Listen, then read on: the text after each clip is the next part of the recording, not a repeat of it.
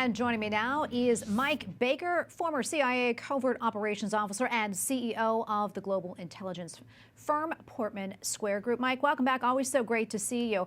As we mentioned, talks began between Russia and Ukraine today, but the meeting ended with no resolution. What do you expect, if anything, to come from the future meetings? Well, I think most people are cynical or pessimistic about what could come from these discussions. But to be honest, talk is good. And if that dialogue, if that channel of communication remains open, that's a very good thing. So we don't want to, we don't want to be too dismissive of it.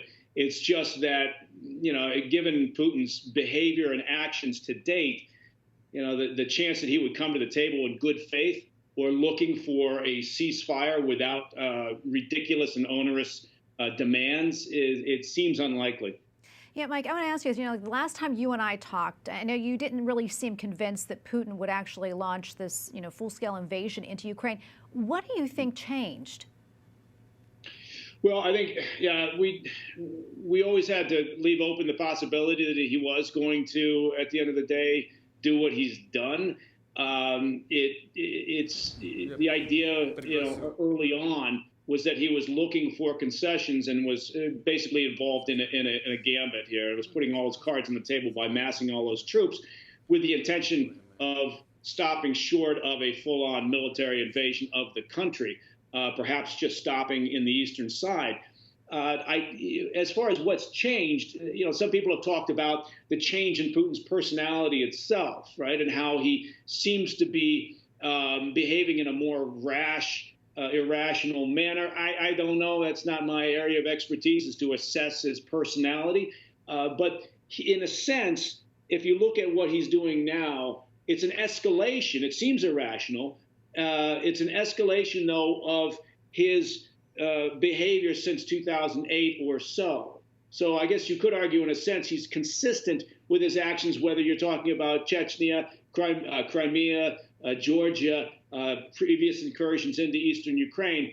So, he does seem to be a little bit off the logic train in that he doesn't seem to care what happens to his people, despite the fact that he continues to claim he's doing this to protect the Russian people, which, of course, is nonsense. Yeah. Speaking of escalation, as you know, over the weekend, the Kremlin put Russian nuclear forces on high alert. How serious is this, Mike, and how concerned should we be? Well, it's very serious in the sense that, he has chosen an unnecessary step, and he's yet again doing the same thing that, as an old KGB officer, you would expect him to do, which is just keep throwing disinformation into the pot and hoping that people buy it. But saying that he's going to put his forces, nuclear forces, on a state of alert in response to aggressive statements and behavior from the West is almost as nonsensical as his claims that he's denazifying the Ukraine.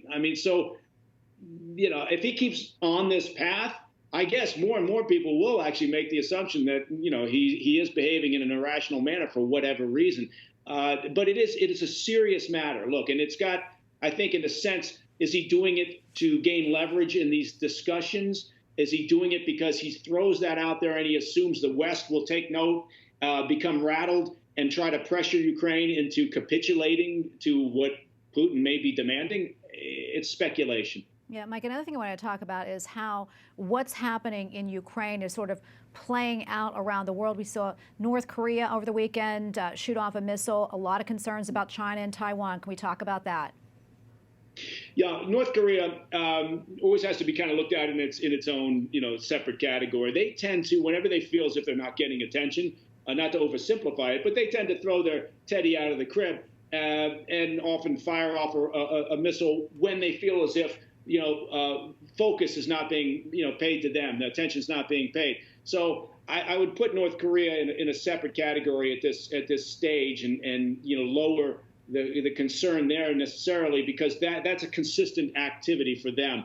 China is a different matter here. Of course, Xi has been watching this. Of course, Xi has a timeline in his head about Taiwan. Taiwan is actually, not to sound mercenary about this, but Taiwan is strategically more important to our interests, our national security interests, and to that of the world, that doesn't diminish at all what's happening in the Ukraine and the problems there and the bravery of the people.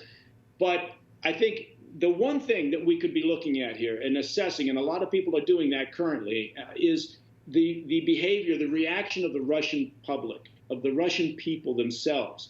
And there has been some talk, and there's been some demonstrations in the streets. Putin's forces have arrested most of the protesters that have come out on the street in a very brave attempt to denounce what Putin's doing. But I think a large-scale public uprising in Russia against Putin's actions here is about the only thing that would bring him to an immediate halt. Because at the end of the day, what he's most worried about is losing public support and losing control over his population. And that is also the one thing that Xi is most concerned with. So if that were to happen in Russia, it would have a knock-on effect with Xi. He would look at that, and it would likely temper his thinking about a timeline towards Taiwan. Yeah, well, we will see what happens. Mike, thank you so much. I always appreciate your analysis. Sure. Thank you.